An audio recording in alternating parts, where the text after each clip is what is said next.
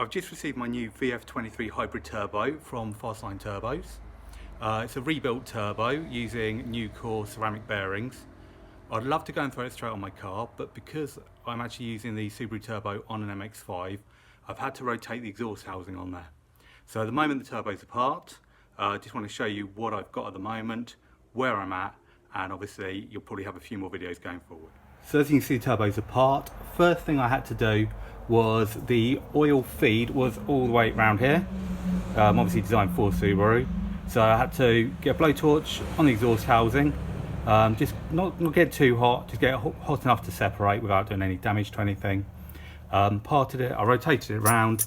I needed just shy of 3 inches from there to there, which is pretty much bang on where we are. So everything's ready for reassembly. I'm just gonna get some oil in there now. Spins absolutely beautifully, so everything's nice and even. We look in the exhaust housing, everything's exactly as it should be. Nothing's touching or too close to any other sides. I probably don't really need to do this, but because it will probably have a lot of assembled oil still in there, but I think it's sensible since I've put a bit of heat to it, just to drop some oil in there.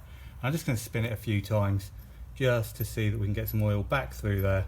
Make sure as it's cooling down, nothing's going to do anything it shouldn't be. Probably overkill, but I'd rather be safe than sorry.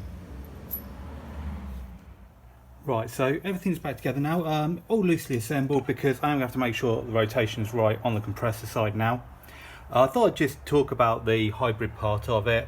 So this is the VF23. I believe it's the same compressor housing, same exhaust housing, but from what I hear it just has an ever so slightly bigger compressor. Designed to gain about 10 to 15 brake horsepower. I'm not really fussed about the extra gains in horsepower. In an MX-5 the power it's putting down was more than ample, but it's all been recoated and it looks pretty good.